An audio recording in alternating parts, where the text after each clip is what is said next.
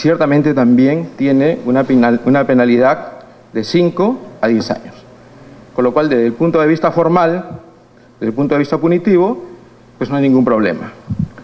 Pero lo que sí es necesario rescatar, que el Código Penal de Bolivia tiene una disposición común, que dice, delitos cometidos por funcionarios públicos, y el artículo 148 tiene una disposición común, dice, las disposiciones anteriores se aplicarán en los casos respectivos a los personeros, funcionarios y empleados de las entidades autónomas, autárquicas y otras y descentralizadas, mixtas, y descentralizadas, así como a los representantes de establecimientos de beneficencia, de instrucción pública, deportes y otros que administren o custodien los bienes que estuvieren a su cargo. Es decir, se ha preocupado, porque esta no es una declaración de quién es funcionario público, como el artículo 425 del Código Penal, que lo hace en relación al artículo 40 de la Constitución, no. Ellos dicen, para nuestros delitos de funcionarios públicos, o como aquí manejamos, para los delitos de infracción del deber, esta disposición común rige. Y entonces esta disposición, con la comunicabilidad o incomunicabilidad de las circunstancias del artículo 24 del Código Penal, ponen en evidencia que en Bolivia no se procesa por delito de infracción del deber, sino solo a las personas que son funcionarios públicos. Esa es su regla de trabajo, señor presidente. Aparte, que como aquí ya se ha señalado, el título de no quebrar el título de imputación es parte de una percepción doctrinaria, pero lo que vincula a los jueces y a los quienes trabajan en derecho es la ley, y el artículo 24 es bien claro. Dice, las especiales relaciones, cualidades y circunstancias personales que funden, excluyan, aumenten o disminuyan la responsabilidad, no se comunican entre ninguno de los participantes. Dicho en otras palabras, ellos, conforme a sus propias normas, incluso a su regla de complicidad, no aceptan a extraños en delitos de infracción del deber. Por eso que nosotros tenemos que escuchar al Procurador del Estado, que ciertamente nos dice inicialmente, tengo una jurisprudencia, y cuando se le pregunta si está la jurisprudencia, pues le dice que no la tiene. Pero lo que vale aquí, señor presidente, para todos los efectos, es la normatividad boliviana, porque ella es la que va a marcar la relación que tenemos entre el peculado del Perú y nuestro código y lo que ellos señalan.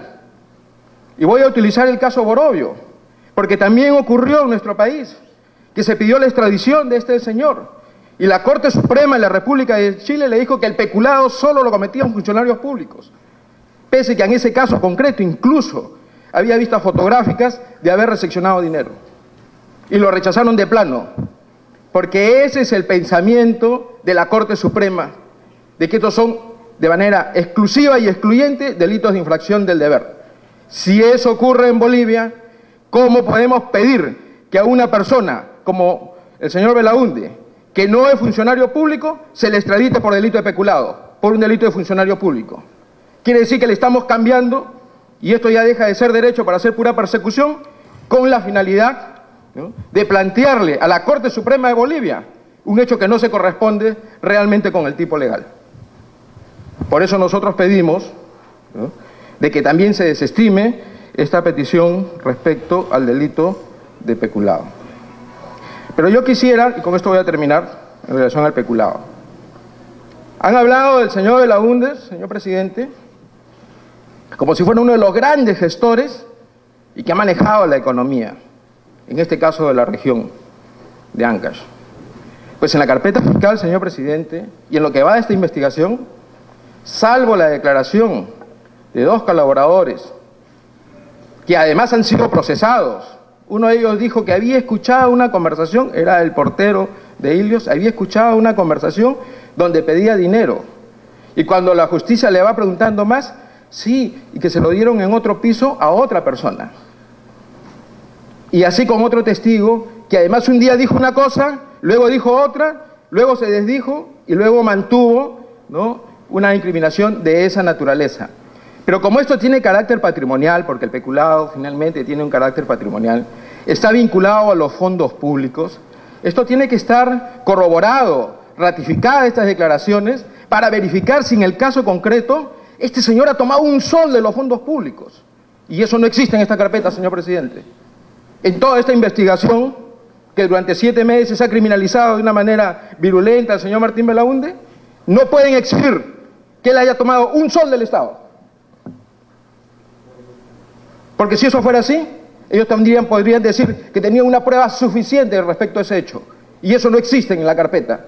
Si no existe en la carpeta, ¿cómo pueden persistir hablando de peculado de una persona que no es funcionario y que jamás ha tomado un sol del Estado? Por esas consideraciones, la defensa de Martín Belaunde solicita respetuosamente que se emita una resolución consultiva negativa a la presente extradición. Gracias. Muchas gracias. Tiene la palabra el señor representante del Ministerio Público en calidad de réplica. Gracias, señor presidente. Lo primero, hay que señalar que el artículo 45 del Código Penal boliviano establece que en caso de concurso real se castiga la acción con la pena más grave y hay un aumento de hasta la mitad de la pena. Entonces, en este sentido, no es que se cuenten como en Perú las penas por separado, sino que hay que hacer una integración como antiguamente tenía nuestro código sobre el concurso real de delitos, ¿no? Entonces, es una precisión sumamente importante. Lo segundo es que el último párrafo del artículo 23 del Código Penal boliviano habla expresamente de la posibilidad de que un partícipe no tenga las calidades especiales del autor y dice que en ese caso también hay punición. En ese sentido, más allá de que si existe o no existe la jurisprudencia por la que se ha interrogado al señor procurador, el texto del Código boliviano, 23, último párrafo, creo que es suficiente para aclarar ese tema. Y por último, ha de recordarse el sentido del Acuerdo Plenario 7/2011, que nos habla del descubrimiento progresivo de la verdad a lo largo de la investigación. Mi colega de la defensa ha hecho una alegación en el sentido de que ya tendría que estar apodícticamente probado y demostrado el hecho delictivo, y vamos a precisar que no se está pidiendo aquí la condena penal del señor Belaunde Locio, o sea, al contrario, o sea, justamente porque hay temas que aclarar, obviamente sobre base razonable, no es por mera especulación, hay bases razonables, hay bastantes elementos de convicción que se han adjuntado al cuaderno de extradición, entonces no es por capricho, no es por una efusión de una animosidad inquieta, ¿no? Sino que es una serie de elementos razonables. Justamente el que traer al señor Belaunde Locio, no estamos pidiendo su condena en este momento, estamos pidiendo simplemente que venga justamente a aclarar esos temas. Si es que tuviéramos ya este conjunto de verdades apodícticas que mi colega, el distinguido y reconocido en el mundo académico, pide, entonces ya no estaríamos pues en la fase de investigación preparatoria, ¿no es cierto? Ya estaríamos